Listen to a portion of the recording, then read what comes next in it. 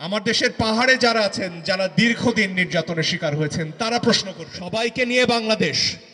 আমি দেখেছি আমার বাড়ির কাছে বসিলায় যখন ছাত্রছাত্রীরা পিছিয়ে গেছে, শ্রমজীবী মানুষরা নেমে এসেছেন, তারা নিঃস্ব, তাদের হারাবার কিছু নেই, তারা বুলেটের মুখে দাঁড়িয়েছেন। ওই যে স্বরাষ্ট্রমন্ত্রী সাবেক, তার সামনে যখন একটা ভিডিও দেখানো হচ্ছিল যে স্যার একটা গুলি করলে একটাই কমে, আর কেউ পেছায় না, এরা সেই মানুষ। এই রিকশালা, এই শ্রমিক, এই দিনমজুর, এরাই আমার বাংলাদেশ। এদেরকে ভুলে গেলে চলবে না। যিনি ধর্মভীরু তিনি বাংলাদেশ, যিনি হিন্দু তিনি বাংলাদেশ, যিনি মুসলমান যিনি বাংলাদেশ, যিনি বামপন্থী যিনি নাস্তিক তিনিও বাংলাদেশ।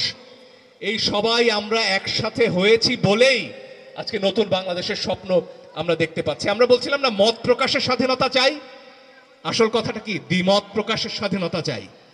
আমরা লড়াই একসাথে করব, কিন্তু দ্বিমত আমরা করব, কিন্তু কেউ যেন ভেবে না বসে এটা হচ্ছে গিয়ে বাংলাদেশে নতুন করে বিভাজন তৈরি।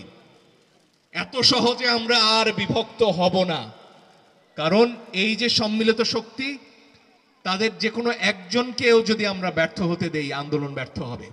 তাই সবাইকে নিয়ে, সবার দ্বিমতকে সামনে নিয়ে আমাদের অবশ্যই এগোতে হবে। এই বিপ্লবের সবচেয়ে বড় শক্তি তারুণ্য, কারণ তারা জানে কিভাবে দেশ চালাতে হয়, তারা জানে কিভাবে নতুন বাংলাদেশ গড়তে হয়। আমরা সেদিন হিসেব করছিলাম যে এত উচ্চশিক্ষিত মন্ত্রী পরিষদ বোধহয় বাংলাদেশের আগে কখনো পায়নি, এবং সে কারণেই তাদের সততা, তাদের যোগ্যতায় আমাদের আস্থা আছে। এবং এই আস্থা আছে মানে এই নয় যে আমরা প্রশ্ন করব না, আমরা অবশ্যই প্রশ্ন করব, কারণ প্রশ্ন করার অধিকার চেয়েই আসলে আমরা এই লড়াইয়ে নেমেছিলাম। আমার দেশের নারী প্রশ্ন করবে, দেশের পুরুষ প্রশ্ন করবে, আমার দেশের পাহাড়ে যারা আছেন, যারা দীর্ঘদিন নির্যাতনের শিকার হয়েছেন, তারা প্রশ্ন করবেন।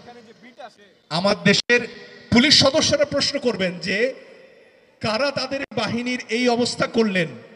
আর একটি দলের ইচ্ছায় বাংলাদেশ রাষ্ট্র এগোবে না, কোনো নির্দিষ্ট অংশের ইচ্ছায় বাংলাদেশ রাষ্ট্র এগোবে না। বাংলাদেশে আর পাহাড়ি হিন্দু, বৌদ্ধ, মুসলিম, খ্রিস্টান নেই, শুধু আছে বাংলাদেশের নাগরিক। এবং এই নাগরিক অধিকারের জন্যই আমরা লড়াই করেছি এবং লড়াই আমাদেরকে চালিয়ে যেতে হবে।